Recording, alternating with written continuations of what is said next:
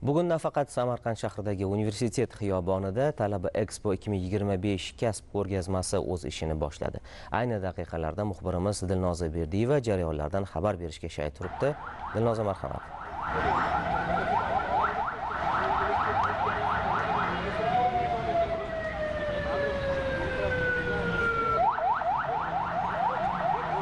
Assalomu alaykum, Umid aka, katta rahmat. Haqiqatan ham jarayonlar qizg'in ketyapti. Bu yerda minglab talabalar bor va ta'kidlaganingizdek Samarqand shahridagi universitet bog'ida katta maydon hosil bo'lgan deb aytsak bo'ladi. Bu yerda 300 dan ortiq korxonalar bitiruvchi talabalar uchun, umuman 2-3 kurs talabalari uchun ham o'zlarining eng yaxshi ish takliflarini olib kelishgan. Bu yerdagi eng asosiy narsa nima? Bitiruvchi talabani oldida turgan eng asosiy masala ham bu ish topish bo'ladi, kasb topish, o'zining yo'nalishiga mos kasb topish va 300 dan ortiq korxonalar bu yerda aynan shuning uchun kelishgan. Ular talabalar borib real muloqot qilisha oladi, o'zlarining rezumelarini topshirib, mana shu yerda o'zlariga mos kasbni, ish yo'nalishini topishlari imkoniyati mavjud. Qolaversa, bu yerda talabalarning biznes loyihalarini qo'llab-quvvatlash bo'yicha kelajakka qadam dasturi ham amalga oshirilyapti. O'zlarining biznes loyihalarini taqdimot qilgan talabalarga mana shu dastur qo'llab-quvvatlaydi. Meni yonimda suhbatdoshim borlar. Oliy ta'lim fan va innovatsiyalar departament boshlig'i Abduvali Hoshimov.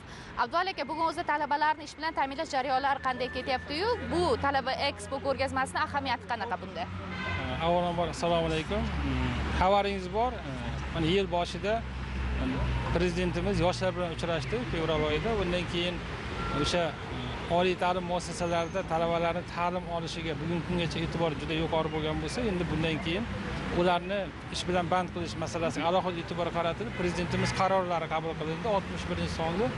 Mana shu qarorda aynan Milliy bank kelajakka qadam dasturi doirasida oliy ta'lim bitiruvchilarini kelgusida biznes g'oyalarini rag'batlantirish, ularni amaliyot orqali ishga kiritishga qaratilgan ikkita loyiha taqdim qilingan. Bu 80 million dollarlik tadbirkorlarni qo'llab-quvvatlash loyihasi, aynan tadbirkor biznes loyihalarini, ikkinchisi talabalar amaliyotini qo'llab-quvvatlash 20 million dollarlik.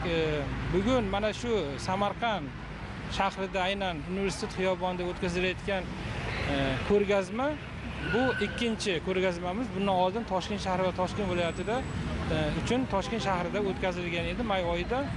Bugungi ko'rgazmamizda Samarqand viloyatidagi oliy ta'lim muassasalarining 20 mingga yaqin bitiruvchilari va bundan tashqari respublikamizning boshqa hududlaridagi oliygohlarni Samarqand viloyatida doim yashash joyi bo'lgan bitiruvchilar, 5 mingdan ortiq bitiruvchilarni ishtirok etyapti. Asosiy e'tibor nimaga qaratilgan? Demak, bitiruvchilarni o'sha bitirgan yo'nalishlariga, kelgusi kasblarga mos ravishda ish bilan ta'minlash, ularni ishga yo'naltirish, kasbga va mana shu ish beruvchilar bilan bitiruvchilarni bog'lash uchun mana shu yarmarkalar juda muhim rol o'ynaydi. Shu sababli bu xiyobonda bugun erta juda katta mana shunday tadbir amalga oshiriladi. Ertalab ochilish marosimi bo'lgan bo'lsa, bugun obeddan keyin demak oliygohlarni rektorlar taqdimoti, bitiruvchilarga diplom berish taqdimotlari va ertaga ham mana shu tadbirlar davom etadi va keyingisi bu yerda nafaqat ish beruvchilar, oliygohlarning, universitetlarning ham chiqishlari bor va ular ham ko'rgazmalar bilan ishtirok etyapti.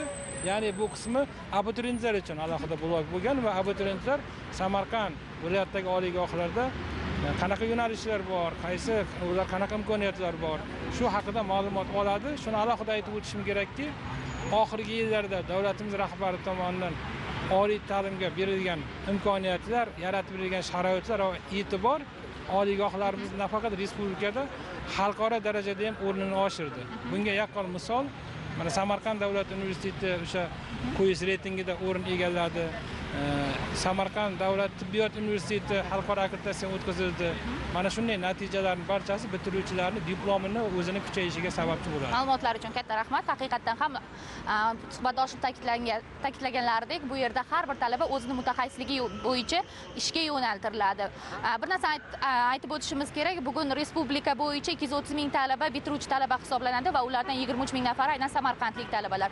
Umuman olganda bu barcha talabalar uchun haqiqiy imkoniyat. Biz hamma samarqandlik talabalarni, yoshlarni mana shu maydonga chaqirib qolamiz. Ko'rgazma o'z ishini davom ettiradi. Biz esa batafsil keyingi dasturlarimizda yana ma'lumot berishga harakat qilamiz.